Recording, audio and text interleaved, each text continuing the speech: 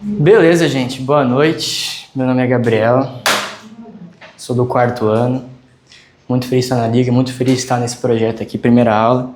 Doutor, fica à vontade para interromper, para me corrigir, para fazer um comentário se eu achar pertinente durante a aula, que você vai fazer no final também, o que o senhor achar melhor. Nossa primeira aula de hoje vai ser sobre reanimação cardiopulmonar. Vai ser baseada em duas diretrizes, na diretriz da Sociedade Brasileira, de 2019, e na diretriz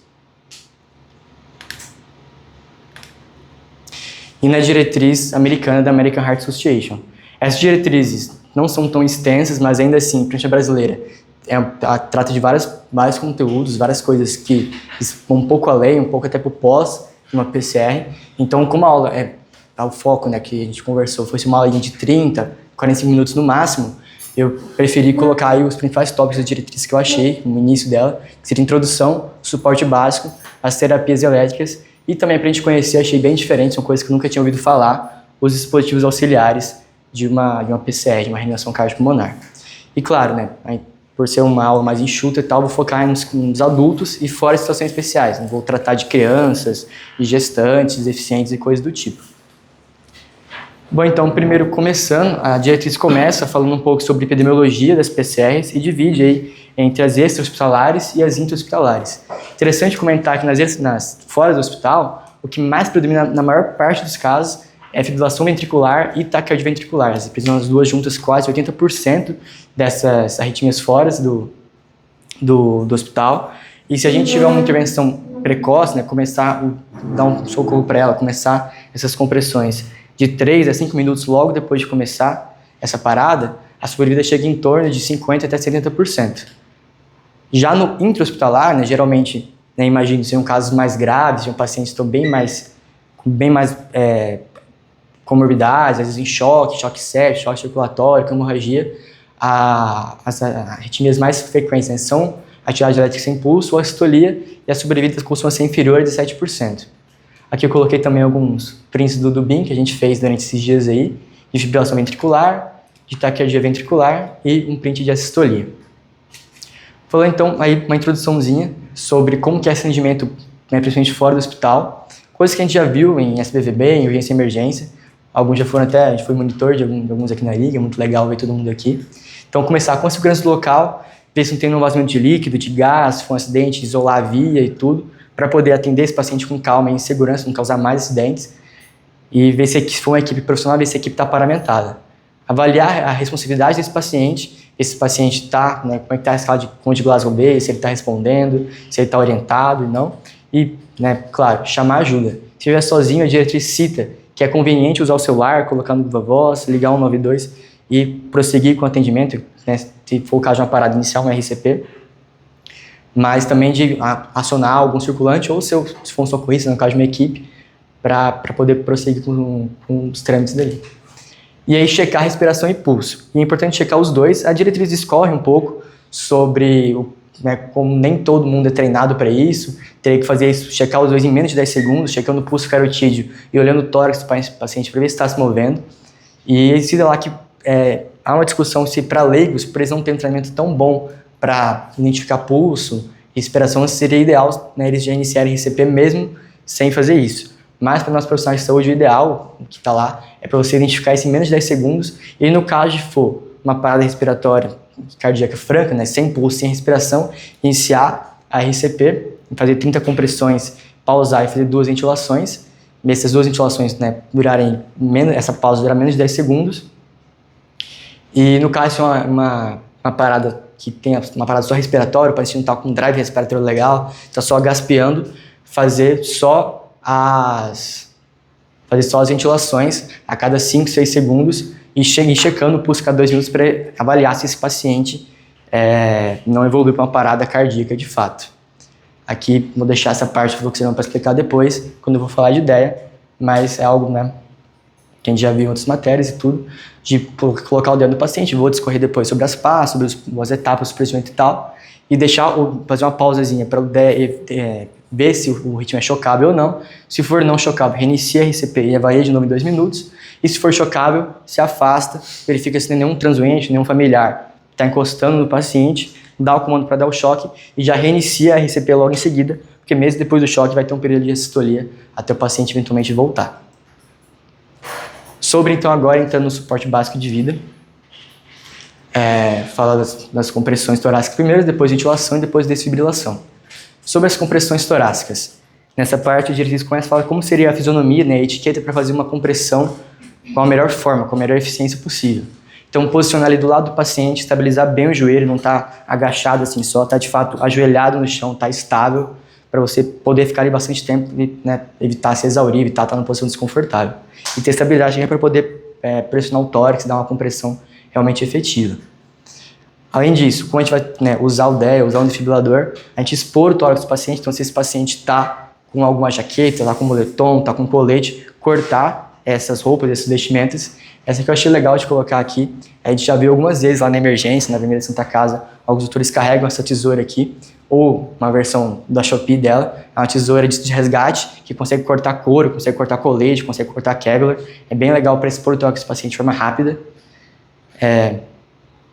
Além disso, posicionar a mão, a região hipotenar da mão na metade ali inferior do tórax e entrelaçar a outra mão para você ter uma firmeza grande e poder exercer uma força suficiente para você poder pressionar esse tórax do paciente até mais ou menos 1/3 da profundidade, de 5 a 6 centímetros, não mais do que isso. Estender os braços e manter um grau mais ou menos reto, de 90 graus aqui em relação ao paciente. Comprimindo uma frequência de 100 a 120 minutos. Depois, mais para o final, eu vou comentar que até existem alguns estudos investigando se seria benéfico comprimir a uma frequência maior, mas ainda isso precisa ser esclarecido. E também, esses últimos 3 aqui, acho legal de comentar porque a gente treina, né, geralmente na faculdade, doutor, aqui tem alguns bonecos, a gente treina RCP com eles, e é muito legal esse estímulo visual e tal, porque eles mostram tanto a profundidade do tórax que você está comprimindo, precisando comprimir demais, e nem deixar de permitir que esse tórax retorne passivamente à posição inicial dele, e tanto por questão de profundidade quanto o ritmo, e também as ventilações, para você ver o volume que você está fazendo, se você não está hiperventilando, que poderia piorar o retorno venoso e o débito cardíaco. E também, como eu comentei aquela hora, pausar em no máximo 10 segundos nessas pausas entre 30 compressões e 2 ventilações, para poder fazer essas ventilações, e né, esse que tem sido encontrado como o mais eficiente possível. Isso no caso de uma via aérea simples. Depois eu vou comentar de uma via aérea avançada, onde a gente não faz essa pausa, né? A gente continua as compressões e ventila simultaneamente essas compressões. E também, claro, como eu comentei, a gente só vai parar essa RCP no caso do paciente voltar, ficar consciente, orientado, para a gente poder lateralizar ele, ou se for o DEA, for checar se o ritmo é chocável, na hora da desfibrilação, ou na hora que a gente for posicionar uma via aérea avançada. São as únicas 4 situações que a diretriz cita como horas passíveis de pausar a RCP, para, né, evitar a gente diminuir essa perfusão ideal no paciente com uma parada. Até legal que a diretriz cita que a cada 1 minuto que a gente deixa o paciente sem RCP, sem essa perfusão, a chance de sobrevida dele cai 10%. Por isso, essa medida de 3, 5 minutos para você iniciar a RCP. Sobre a ventilação, então. Primeiro. Deixa eu só fazer um comentário. Volta o slide na pausa. Acho importante comentar isso aqui para não ter evitar de dar alguma confusão. Eu tenho a carteira de administrador do curso da CLS, tá? Então eu conheço todo o equipamento, inclusive o americano. Esse software aí, ele é para treinamento, né? Ele vai ser ligado no manequim e vai dar um feedback. Ele ajuda muito. Infelizmente, aqui no Brasil, mesmo os melhores centros, é o manequim simples mesmo, tá? Mas a massagem cardíaca, a ressuscitação cardíaca, ela é a única coisa que comprovadamente aumenta a sobrevida, tá? Nem a adrenalina está comprovado que aumenta a sobrevida. E a massagem e o choque. A gente tem que entender que sem massagem, o fluxo de sangue para o cérebro é 0. Então, por isso que cada minuto tem mais neurônio morrendo, né? Não só o cérebro, né? Todos os órgãos. A massagem bem feita, ela dá 30% de um débito cardíaco. Ou seja, é melhor do que 0, mas você também tem que fazer o seu paciente voltar o mais rápido possível, tá? Por isso que depois de 20 ou 30 minutos de massagem, de tentativa de ressuscitação, e o paciente não voltou, provavelmente o melhor a fazer é encerrar os esforços, tá? Significa que o cérebro dele está a 20 ou 30 minutos recebendo 30% de um déficit cardíaco. A questão da via aérea é importante. Devemos entubar ou não entubar? Bom, primeiro depende se você tem alguém no local que sabe entubar. Com certeza. Mas, mesmo tendo, você não entubar e entubar, o resultado é o mesmo. A menos que a parada seja por hipóxia. Tá? Mas tem que prestar atenção nisso, a menos que a parada seja por hipóxia, porque às vezes o pessoal esquece dessa vírgula aí. Tá? Esses dias aconteceu num hospital aqui em Campo Grande, médico recém-formado, o paciente vomitou, afogou no próprio vômito, e aí o cara ficou massageando 30 minutos, o paciente não voltou, morreu. Mas assim, devia ter entubado, e ele não entubou. Tá? Muito legal. É só isso, dizer que no paciente real não vai ter esse feedback. Sim. Então você vai ter que aprender a fazer antes de lidar com o paciente real. Com certeza. Bem legal, a gente tem esses bonecos aqui lá na FAMED, doutor. Um dia, se a gente quiser trazer aqui também para a Liga, acho que é possível fazer lá. Se vocês quiserem montar algum dia algum tipo de treinamento, a gente pode fazer. Muito legal. Isso que o senhor comentou também é legal na diretriz, esqueci de comentar. Fala sobre essas causas conhecidas de parada, né? Tipo, paciente com overdose de alguma droga que tenha parado por isso, porque vai ter uma reanimação mais longa, uma RCP mais longa, e por isso seria beneficial entubar, em relação a não entubar, né? Esse paciente que a gente sabe que vai ficar parado por bastante tempo, por uma causa que a gente conhece. Muito legal. Sobre a ventilação, então.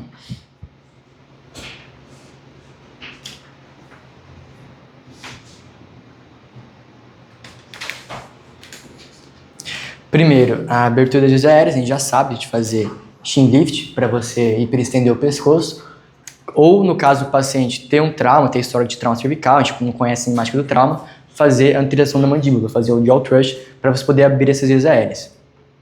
Fazer então as ventilações, como eu comentei aquela hora. Se for uma via aérea simples, fazer 30 compressões, uma pausa e 2 ventilações. E aí eu vou comentar agora sobre alguns dispositivos que tem para a gente fazer as ventilações. No geral, se você está sozinho com o paciente, você está orientando um leigo, ou você está sozinho no mercado, em casa, seria você fazer um boca a boca, porque você não tem um ambu, não tem outra coisa. Mas existe a opção de você carregar no seu carro, carregar no porta-luva, na mochila, uma pocket mask. E o que é isso? Ela vai ser um dispositivo com uma válvula para você, uma máscara para você selar melhor a face do paciente, com uma válvula para permitir que você faça essa pressão positiva com sua própria boca, mas sem ter uma contaminação e evitar esse tipo de coisa. Apesar que, na diretriz, comenta que o índice de contaminação é relativamente baixo, então compensaria assim, você fazer mesmo sem a pocket mask. Isso aí é importante comentar, porque também tem divergências, tá? Isso aí, toda diretriz coloca, cara, vai do coração seu, o que você achar que é o certo. Pela lei, você não é obrigado a encostar a boca num paciente que você não conhece. Então tem duas maneiras de ver. Tem um cara que falou assim, eu só faria em quem mora comigo. Por exemplo, na minha mãe, se ela não mora comigo, eu não faria. O cara falou desse jeito, porque eu não sei onde que minha mãe põe a boca. Mas também tem gente que fala assim, a taxa de contaminação é baixa, você vai estar na rua, um desconhecido, você poderia fazer e a chance de você se contaminar é pequena. Na prática, você fazer ou não fazer a ventilação, essa ventilação boca a boca, não impacta na sobrevida. Então, você pode muito fazer sua massagem, trazer o DEA, aplicar o choque, se o choque estiver indicado, e fazer, na hora que chegar o suporte avançado, fazer o suporte avançado, que é fazer a bolsa máscara ou a intubação, tá? Mas a respiração boca a boca, eu vou falar por mim. Nos meus familiares eu faria, mas em desconhecido eu não faria não. E você está absolutamente respaldado legalmente para não fazer, tá? Se você não se sentir à vontade para fazer. Doutor, top. Uma dúvida que eu tenho é assim, se, por exemplo, na ventilação boca a boca, você está colocando CO2 no pulmão do paciente, que está exalando, por que a gente faz isso? Qual que é a ideia da gente ventilar, expandir o pulmão, se vai ser CO2, não vai ser O2? E, assim, a gente, quando a gente lá no primeiro ano na fisiologia, a gente sai com aquela ideia de que o ar que a gente exala é CO2 puro, né? Não é o ar ambiente, ele é 78% nitrogênio, 21% oxigênio e 1% CO2, 0,9. O ar que você exala, não sei te dizer os números exatos, mas ele é praticamente 21% oxigênio com, sei lá, 5% de CO2. Uhum. Tá? Então aí tem Entendi, legal. Bacana. Muito top.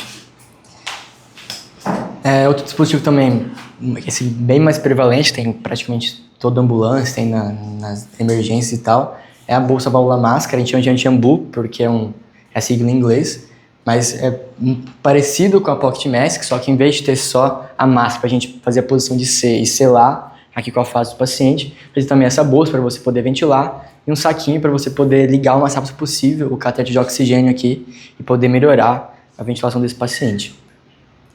Aqui a posição também que mostra lá na diretriz, na posição válvula máscara, posição de C e tal, para você poder anteriorizar a mandíbula, abrir a via aérea e selar bem essa máscara com a face do paciente. E então, ventilação com via aérea avançada. É importante, assim, discriminar com os conceitos disso, porque a gente está familiarizado bem com o conceito de via aérea definitiva e via aérea não definitiva. Quando a gente estuda para essas provas de estágio, emergência que a gente faz, na Santa Casa e tudo, isso é uma via aérea definitiva, aquela que tem um balão infraglótico, que ela fica realmente definitiva, fica fixa lá, ela sela a traqueia do paciente, ao passo que a não definitiva pode até ser introduzida na boca, na orofaringe, mas não teria esse balão, esse cuff infraglótico. Agora, via aérea avançada me pareceu um conceito um pouco mais nebuloso, até se o doutor puder complementar. Eu entendi que uma via aérea simples seria uma via aérea mais por leigos, tá? Essa aqui você coloca por fora de selar a face do paciente com a máscara, ao passo que uma avançada seria essas que você vai introduzir na orofaringe do paciente, até por ser uma coisa mais invasiva, que envolve você estar com o paciente às vezes muito rebaixado ou sedado. Tanto que, por exemplo, uma máscara laríngea, ela é uma via aérea avançada, mas não é definitiva. E aí, prosseguindo, aqui a foto da diretriz brasileira demonstrando a ventilação do paciente entubado aqui com ambu. Aqui uma máscara laríngea, igual eu comentei, que é uma via aérea avançada, mas por não ser infraglótica, não ter um cuff que infla e sela a traqueia, ela não é definitiva, uma via aérea não definitiva. E aqui, a título de curiosidade, algo que eu não conhecia, achei muito legal, é esse tubo aqui. Ele chama, o nome comercial chama CamTube, é um tubo que ele tem uma coisa... Me pareceu algo, quando eu li, falei, nossa, como que eu não tinha pensado nisso antes? Quando a gente vai treinar intubação, até nos bonecos, no começo, a gente costuma muito entubar o esôfago do paciente. Isso, claro, vai ser prejudicial tanto por não estar ventilando, como por hiperventilar o esôfago, poder causar o paciente vomitar e broncoaspirar. Então, como que funciona isso daqui? É um tubo que tem 2 cuffs, 2 entradas de ar e 2 balões. Por quê? Você vai entubar o paciente. Se você entubar, tá tudo certo, você entubar a traqueia dele, aqui, você insufla o cuff e ventila normal, igual a ser um tubo. Mas mesmo que você entube o esôfago dele, você pode insuflar o outro cuff para tampar o esôfago, tampar aqui a orofaringe e aí ventilar por essas fenestrações que tem aqui. Então, mesmo que você erre a intubação, você pode só trocar o cuff e ventilar igual. Achei muito interessante isso. Acho que todo mundo percebeu, só comentar que são 2 lumens, né? Aí você tem que tocar, né? Onde você vai conectar ou nessa ponta do Y ou nessa ponta. Uhum. Nossa. E a ventilação com a vítima em parada respiratória, como comentei aquela hora, aquela parte de cá do fluxograma, do paciente que ainda tem pulso, a gente vai continuar ventilando, agora a cada 5, 6 segundos fazer uma ventilação que dura aí mais ou menos 1 segundo, e só o suficiente para a gente insuflar o tórax, ver o tórax movimentar, evitar a hipersuflação, evitar fazer volume demais nesse paciente, para não diminuir o débito cardíaco, diminuir o retorno venoso desse paciente. Isso aí também é importante comentar. A hiperventilação, quase todo mundo faz hiperventilação, tá? Mesmo médico formado, hiperventila. E é uma tendência da gente. A gente quer salvar o paciente e pega uma música assim. Qual que é o volume que cabe? Quando você respira, cada respiração você puxa quantos ml para dentro do seu pulmão? Acho que 600 ml. Inspiração forçada ou uma inspiração? Não, inspiração normal. Acho que é 300 ou 600. Acho que é 300, 400, né? Exatamente, 400, né? Então, um pouco mais 500. A bolsa, o bambu, tem 1 litro, tá? Então, a gente precisa jogar 1 litro para dentro do paciente, né? Então, por isso que a gente fala meia bolsa. A bolsa tem 1 litro, meia bolsa, meio litro. É o volume normal, fisiológico. A gente respira quantas vezes por minuto? 14 a 20 vezes. 12, 10 a 20, né? 10 a 20. 20, na verdade, já é considerado taquipnéia. Uhum. Quanto que você deve ventilar o paciente? 12 vezes por minuto. Uma vez a cada 5 segundos, ou uma vez a cada 6 segundos. Na verdade, você conta até 5 e aí ventila 1. Conta até 5, ventila 1. Então, é assim, ó, 1001, 1002, 1003, 1004, 1005. Meia bolsa. 1001, 1002, 1003, 1004, 1005. Meia bolsa. Mais que isso, você está diminuindo a chance do seu paciente sobreviver. Ah, mas eu estou com um leigo e eu preciso explicar isso para o leigo. Você fala assim, cara, cada vez que você respirar, você aperta meia bolsa. Muito legal. Muito massa. E então, para desfibrilação. Vai ser o tratamento que a gente vai usar para vítimas de fibrilação ventricular ou taquicardia ventricular sem pulso, de curta duração. E o ideal é que a gente faça isso, igual eu comentei aquela hora, nos primeiros 3 a 5 minutos. Na diretriz, ela explica que isso é muito importante, porque passando disso, o substrato energético do miocárdio já vai começar a não ser tão suficiente para voltar a bater no ritmo sinusal depois da desfibrilação. E aí, quais são os passos disso, né? No caso de um DEA, depois eu vou falar sobre o carrinho desfibrilador, mais especializado do hospital. A gente vai ligar o DEA, vai pegar as pás, tirar a capícula que protege o adesivo, conectar no tórax do paciente, que tem que estar exposto, não pode estar molhado, não pode estar com muito pelo, tem que ter um bom contato com a pele para transmitir essa eletricidade. Vai conectar essas pás nos conectores do DEA, que tem um lado certo, já não encaixa do outro lado. E aí isso faz o mais rápido possível e continua RCP, até o DEA dar o comando de voz para você não tocar no paciente. Aí você interrompe as compressões, ele vai analisar se o paciente é chocável, igual mostrei no fluxograma aquela hora, aqui assim. Vai analisar se é chocável, e aí nisso você fica afastado para ele poder ter um tórax mais estável para avaliar, para monitorizar esse paciente, ver se é chocável ou não, e decide se vai dar um choque ou não. Aí quando for ele te dar o choque, você verifica de novo se está nenhum familiar, nenhum circulante tocando nele, e dá o comando do choque. E aí logo em seguida já volta com as compressões torácicas, porque mesmo que esse paciente vá voltar, ele vai ter um períodozinho de assistolia, onde é importante continuar dando perfusão sanguínea para ele. Eu ia falar do ideal, o choque, idealmente nos primeiros 3 a 5 minutos. Deve ter escrito assim na diretriz, né? Só que não é, tá? O ideal é o mais rápido possível, tá? Você conseguir ter esse choque com 10 segundos de fibrilação. Eu falo, como é que você vai dar um choque com 10 segundos de fibrilação? O paciente está monitorado. Por exemplo, às vezes já está até com a pá colada. Tem paciente que você tem tanto risco de fibrilar, está na UTI, por exemplo, você já deixa a pá colada nele. Na hora que você viu no monitor fibrilou, você já aperta o botão do choque, tá? Então o choque tem que ser o mais rápido possível. E aqui o posicionamento das pás anterolateral, então aqui do lado direito do paciente, meio alinhado com a fúrcula external, e aqui do lado esquerdo, abaixo do mamilo, ali perto do ictus. E aqui o posicionamento anteroposterior, um pouco mais abaixo, aqui na parte anterior, perto do ictus, e na parte das costas aqui, como se fosse logo atrás dessa outra pá. E aí, como eu comentei, continuar as compressões logo após o choque, e mesmo se a vítima recobrar a consciência, a gente não vai desconectar essas pás, não vai se apressar para tirar esse equipamento, desacoplar isso dele, porque ele pode voltar a parar, pode respirar, pode voltar a entrar num ritmo de parada, uma sistolia. E aí, se o paciente recobrar a consciência, alguma estabilidade, voltar a respirar, e tiver um pouco mais estável, e não já suspeita de trauma, não for uma lesão de coluna ou coisa do tipo, a gente vai lateralizar a vítima para deixar ela em posição de segurança, para mesmo que ela vomite, para ela não broncoaspirar, para poder expelir essas secreções, saliva, sangue e vômito, ficar nessa posição de segurança, que é a imagem da própria diretriz brasileira. Falando então das classificações, né, quando a gente pode separar esses desfibriladores cardioversores. Primeiro a gente vai separar um requinte de choque, depois na localização e em formato de onda, como a diretriz separa.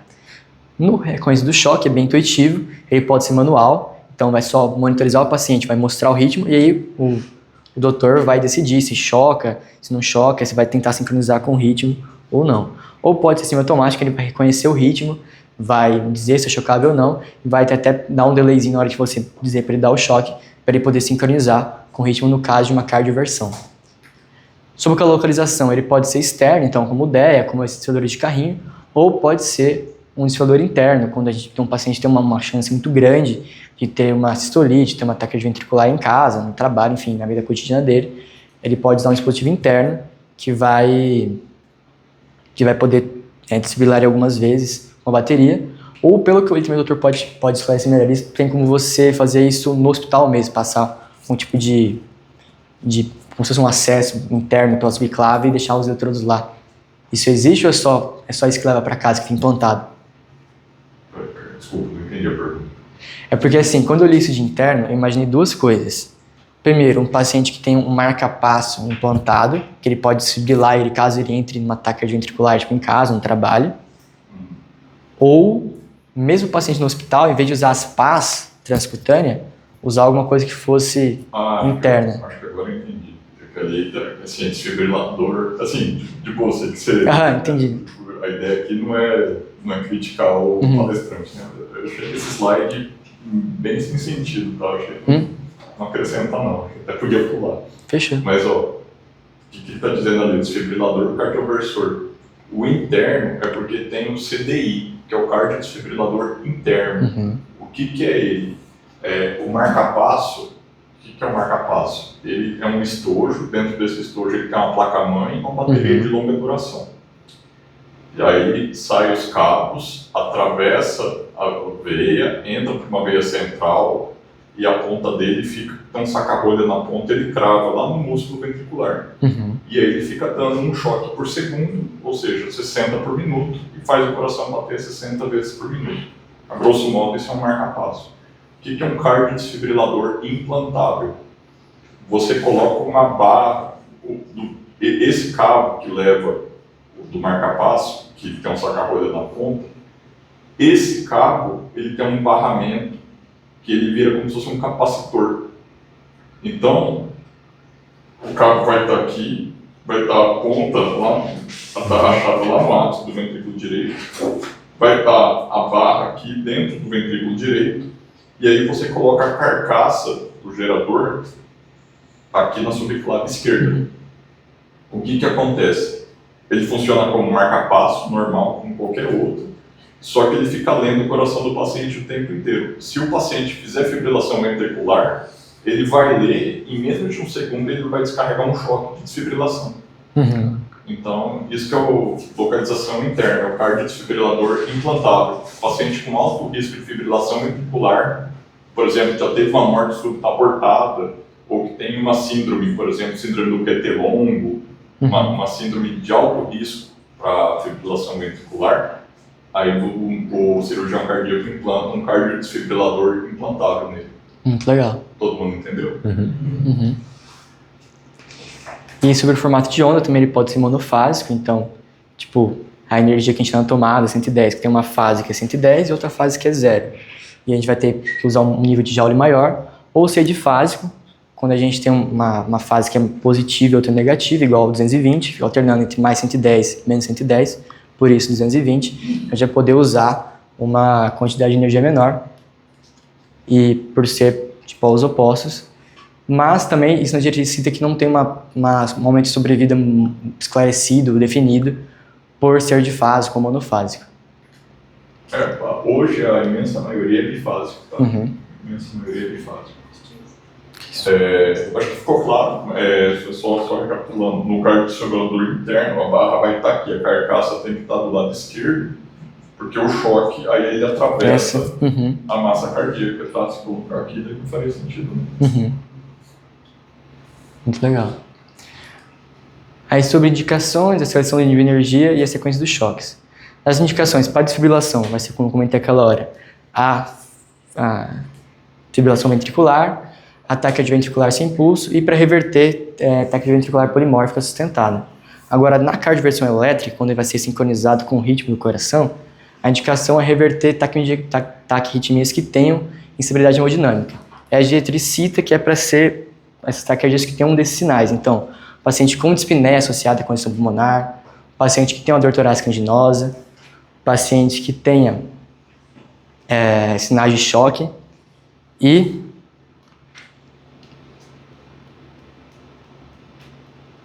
fugiu o último agora, mas também são outros sinais de estabilidade hemodinâmica. Rebaixamento do nível de consciência.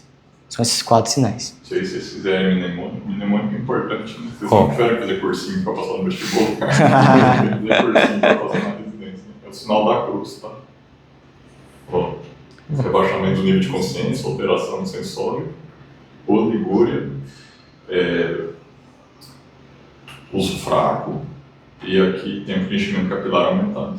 Sim, muito legal, muito legal. Boa.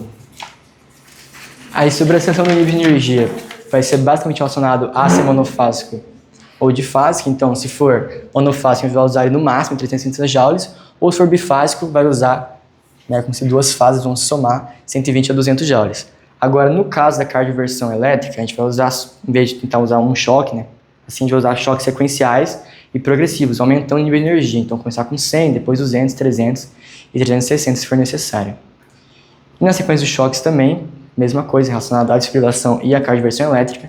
Na desfibrilação a gente vai dar o choque e vai já começar a reiniciar na RCP, vai fazer durante 2 minutos e checando, mesmo que tenha reversão por conta desse breve período de sistolia que eu comentei já no começo da aula.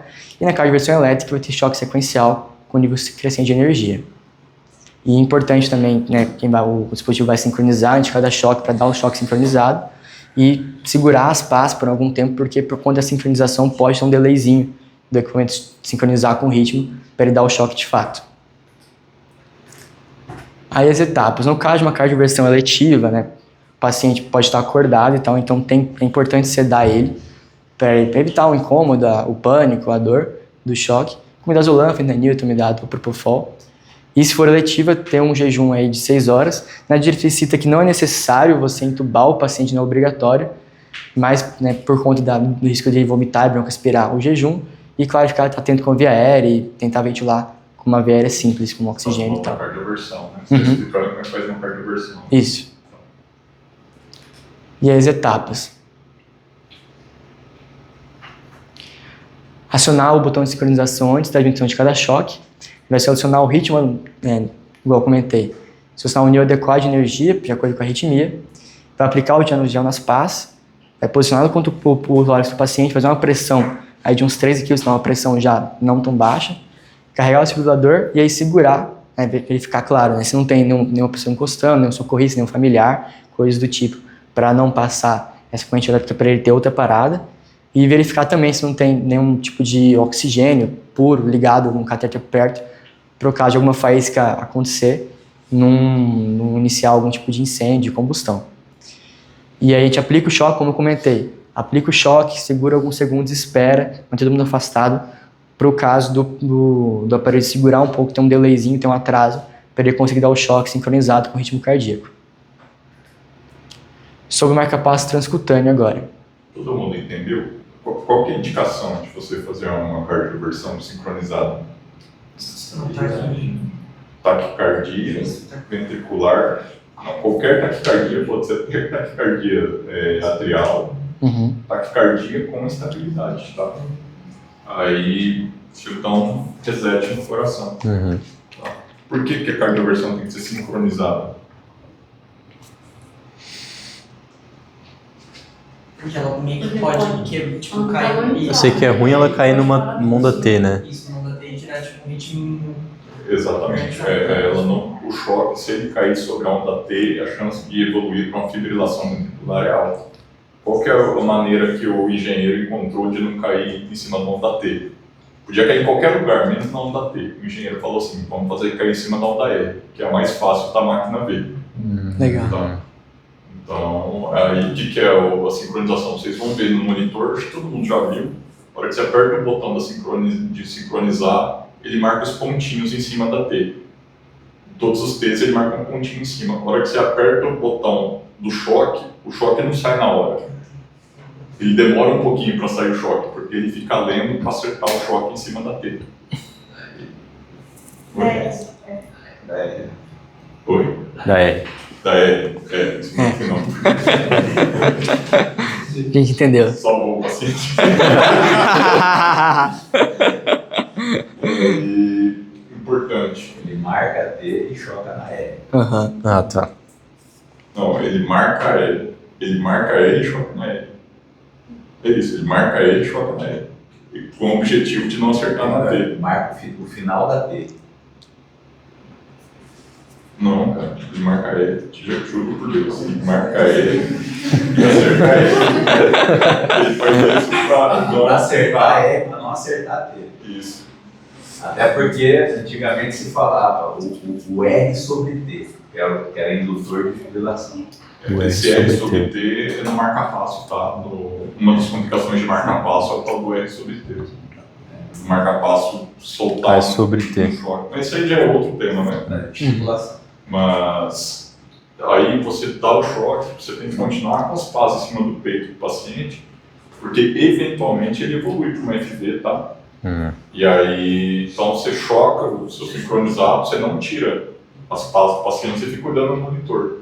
Se ele evoluir para uma fibrilação ventricular, aí que eu fui contra aquele teu slide lá, espera 3 a 5 minutos, não. Fica assim, pô, fibrilou. Você já dá um choque, põe carga máxima e já dá um choque. Aí, obviamente, está fibrilando, não sincronizado, né? Um choque de desfibrilação.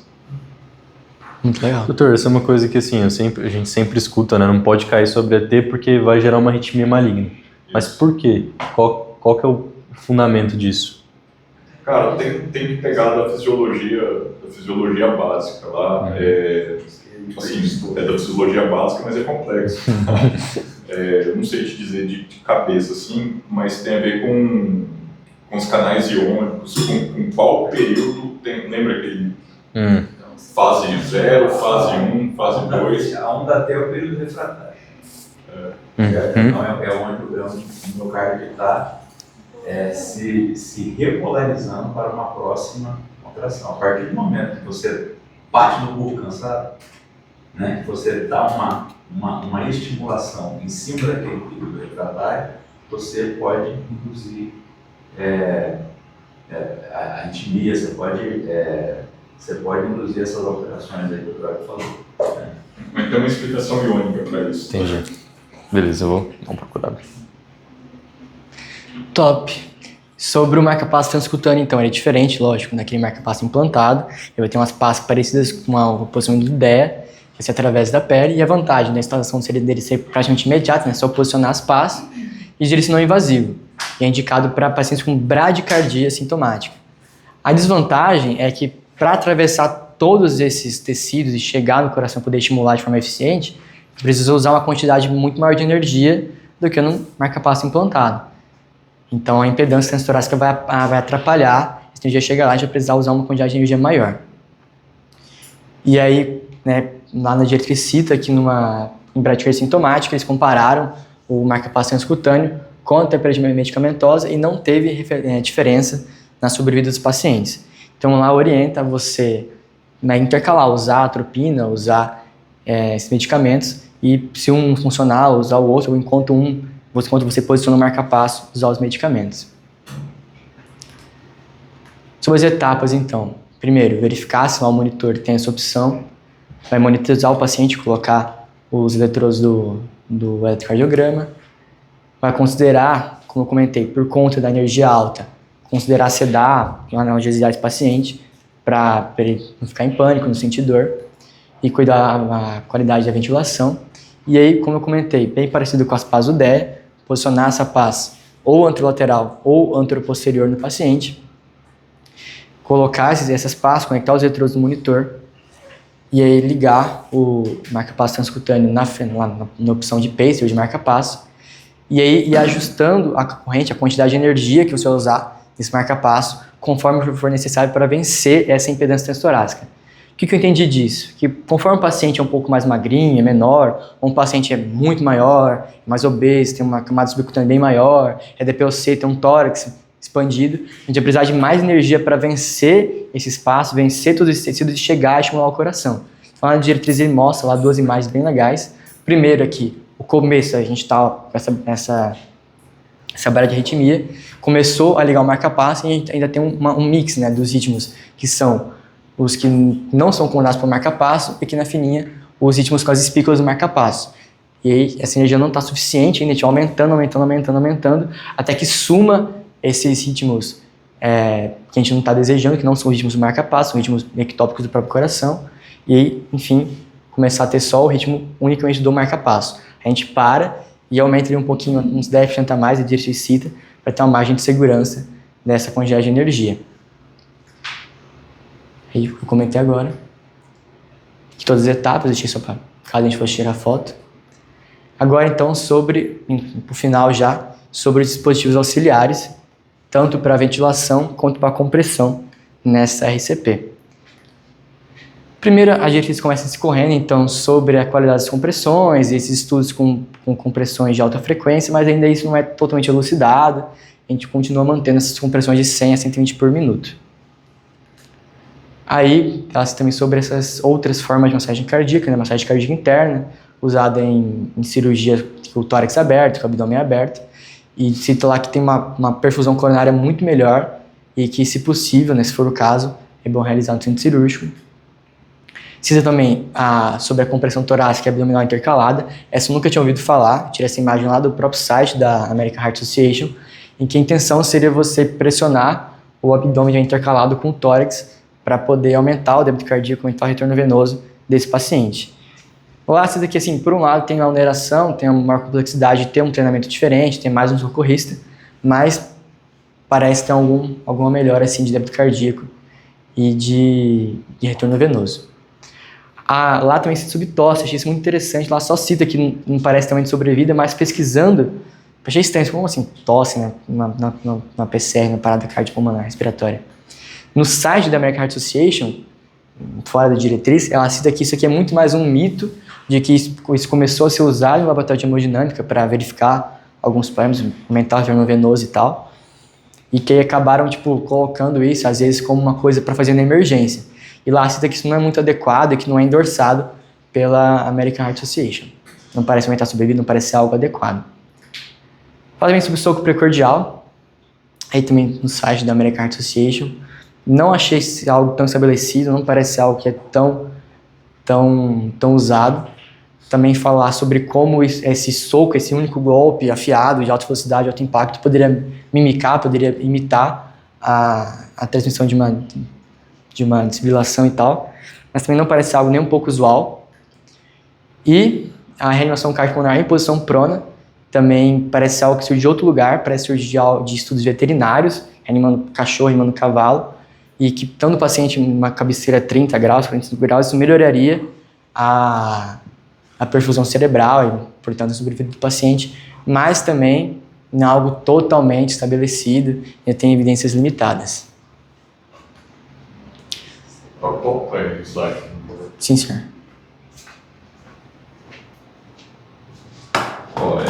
Você deve ter tirado de onde você tirou esse slide? Da diretriz, doutor, brasileira. Da brasileira? Uhum. Parece que, bom, isso aí deve ter valores históricos, tá? Massagem torácica abdominal intercalada, isso não existe, tá? Alguém pode até achar em algum momento, entre 1900 e tanto, achou que poderia ser. Assim, com certeza não é bom. Tá? Massagem cardíaca interna são situações excepcionais também. Durante uma cirurgia cardíaca, por exemplo, a gente às vezes precisa fazer massagem cardíaca interna, sabe? A gente abre, está com o peito aberto, o paciente vem no coração e ele entra em PCE. Aí você faz a massagem cardíaca com a mão. Caraca. Uma situação assim, muito excepcional, né? Não é uma coisa que a gente discutia aqui. Vocês vão ver isso mais em trauma penetrante. Massagem cardíaca interna, descompressão intercalada não existe, tosse, não sei nem o que é, não existe também. A tosse não é o soco precordial da parada, é a estimulação mecânica. É o que a gente faz no marca-passo quando o paciente bloqueia. Enquanto você está, né, o paciente bloqueia, né, você faz um soco de leve, só para você transformar um estímulo mecânico numa pequena corrente elétrica.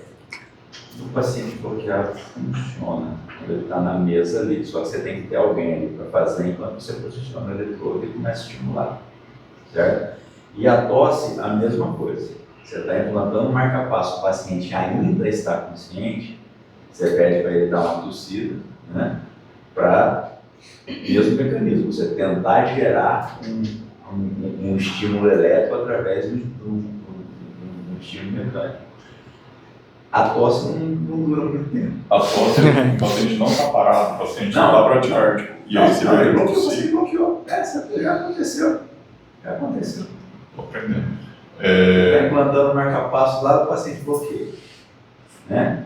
Legal. E a reanimação em prona, Isso eu nunca vi. você imagina que, cara, infelizmente eu já vi na época do Covid, colocava os pacientes em prona. E aí o paciente parava. Aí você não tem como suportar o paciente na hora. Aí você vai fazer a massagem pelas costas mesmo.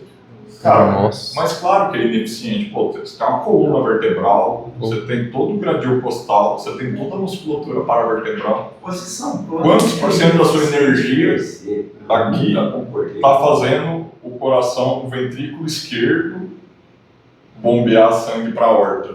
Praticamente zero, né?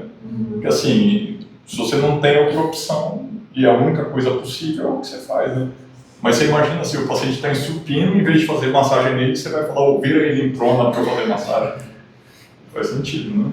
Então, eu acho que isso deve ser alguma coisa relacionada a valor histórico, sabe? Uhum. Na prática, o que todos nós aqui precisamos saber? Uma massagem, uma ressuscitação cardíaca padrão, muito bem feita, tá?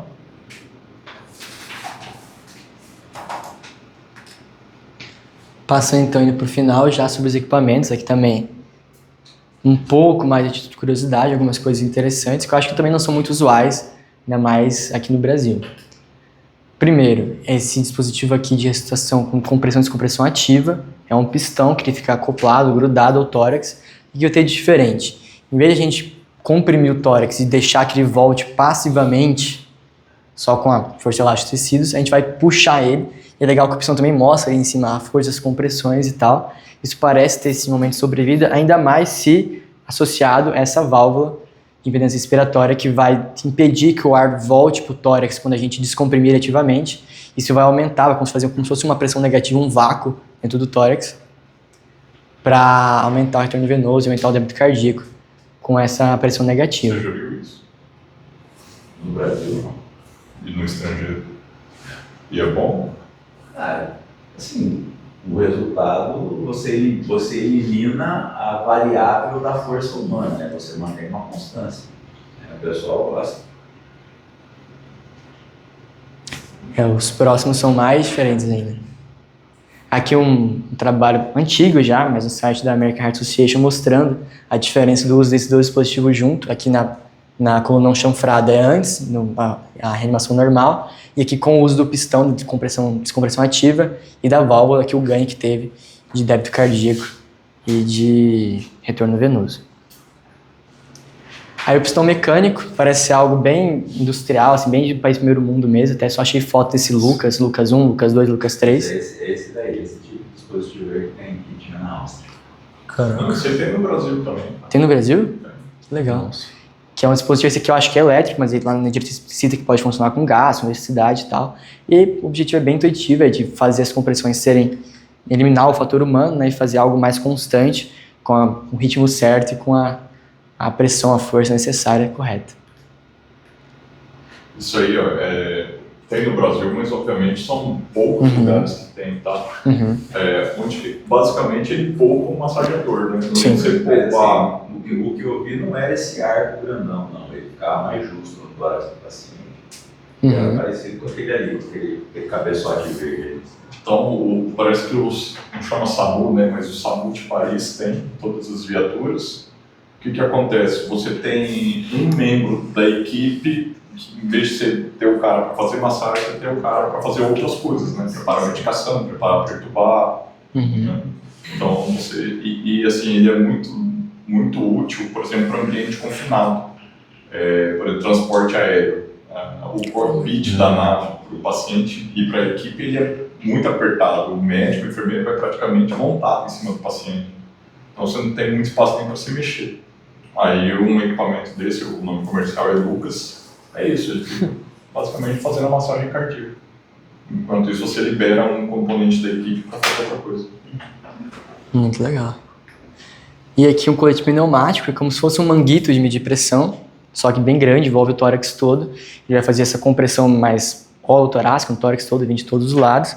E também é legal porque dá para integrar nele a monitoração cardíaca e também o desfibrilador. Também parece algo bem pouco presente, pouco usado, que não é difundido, não tem grandes estudos mostrando ganho de sobrevida. E aqui a assistência circulatória parece ser algo muito mais centro cirúrgico, quando a gente vai conectar aqui na veia e artéria femoral do paciente, quando está numa circulação extracorpórea, uma bomba e um oxigenador para substituir o coração e pulmão do paciente e conseguir deixar ele vivo mais tempo e tal. É isso, gente. Essa foi a aula. Volto, claro, doutor. Bom, primeiro aplaudir. Obrigado, doutor. Nossa, metade da assistência circulatória. Oi? Acho que é do César. Eu passei. Isso daqui era quando o Gabriel estava falando ali do CDI, passei para vocês verem um gerador de marca-passo convencional. Tem aqueles dois buraquinhos aqui um para cada eletrodo, do ácido e do ventrículo. O do CDI é um pouquinho maior, porque ele tem que carregar uma bateria maior, ele tem que carregar todo aquele sistema de processamento que o Eduardo falou, porque ele tem que dar o choque. Ele tem um capacitor, ele carrega o capacitor quando ele identifica a arritmia e prepara o choque e dá o choque. Então ele tem uma bateria um pouquinho maior. Muito legal. Na assistência, todo mundo sabe que cirurgia cardíaca, a imensa maioria delas é feita com circulação extracorpórea. Né? Para eu poder parar o coração do paciente e o pulmão também, eu preciso que uma máquina puxe o sangue do sistema venoso, dê a potência, a força mecânica para jogar no sistema arterial, aqueça o sangue e oxigene ele. Isso é a circulação extracorpórea. Essa assistência circulatória, ela é uma circulação extracorpórea, só que de longa duração. E ela é feita, por exemplo, lá no SAMU de Paris. É mesmo, caramba. Dentro, não é no ambiente hospitalar, é na rua mesmo. Então, o cara chega em parada cardíaca, a equipe chega, claro que é uma equipe com cirurgião cardíaco, pelo menos com alguém habilitado. O cara insere uma cânula na veia femoral, outra cânula na artéria femoral e põe para circular. E aí, então, vai ter um motor, vai ter um oxigenador e acho que não tem aquecedor nessa máquina, que ela é mais simples, né? E aí, com isso, enquanto está fazendo a massagem cardíaca, adrenalina, tentando fazer o coração do paciente voltar a bater, o cérebro fica protegido. Caraca. E aí, no caso, até prolonga o tempo que você pode ficar fazendo massagem também, né? Professor, agora o senhor me despertou histórias. Posso contar uma resenha? Claro. Em 2014 eu fiz um curso de ECMO, na série de sociedade. E um dos professores, dos instrutores, era o Guilherme Leverton. Ele é cirurgião cardiovascular lá de Paris, lá no mesmo hospital do Alan Kuntz, o cara que fez o estudo Caesar Trial e revolucionou a ECMO na época de uma epidemia de H1N1 na Europa. E o Guilherme ele contou justamente como tudo começou isso no SAMU de Paris. Foi ele, samuzeiro ainda, foi atender um paciente em casa, parado, 40 e poucos anos, reanimando o paciente. 40 e poucos anos com a esposa e o filhinho no apartamento. E aí ficou naquela, 40 minutos, 45 minutos de parada, nada. Essa história é dele, ele contando a história. E ficou naquela, coloca em ECMO, não coloca em ECMO. Porque na época, se ele deu essa aula para a gente em 2014, em outubro de 2014, imagina, deve ter sido bem antes a ocorrência. Né? E colocou o paciente em ECMO, levou para o hospital e o cara saiu. Na atualização da diretriz, eu não sei exatamente, mas já é nível de evidência 2A. Aliás, taxa de recomendação 2A, nível de evidência B, eu não sei se randomizado ou não, mas já está tendo evidência sobre a ECMO na parada, na pós-parada, no paciente com prognóstico, você coloca lá para, sei lá, às vezes fica um stone heart, uma coisa assim, né? O paciente não voltou, mas se você tem alguma expectativa de recuperação, coloca em ECMO. Muito civilizado, né? Aqui pra gente, isso. Gente, estou com uma dúvida. Só até para não alongar e liberar todo mundo para sexta, né? Obrigado. Obrigado, senhor, doutor. Doutor, só antes de finalizar, em relação, por exemplo, quando você está fazendo uma via aérea avançada mesmo, você comentou aquela questão de que não tem necessidade de você ir por ventilar, mas naquela questão não, de... Não, necessidade, é proscrito você ir por ventilar. Mas aquilo que as pessoas falam, só para fazer um resgate, digamos assim, um resgate da via aérea, só para... Não tem necessidade, posso começar naquela frequência de 6:1, em meia bolsa, desde o início. Não tem necessidade de, no início, eu dar aquela... Não. Essa hiperventilada, o pulmão não vai crescer. Uhum. Tudo que você jogar mais de 500 ml vai para o estômago. Uhum. Então, você der aquelas bolsadas no começo lá, você estender o estômago do paciente. E isso aí, por si só, já diminui o retorno venoso e diminui a chance de retorno da circulação espontânea. Muito prazer, doutor. Muito legal. Perfeito, então. Perfeito. Gente, o que vocês preferem? Levar isso? Bom, eu entrego para vocês aqui. Estou mandando para vocês aí, ô Vini. Oi. Manda no grupo aí.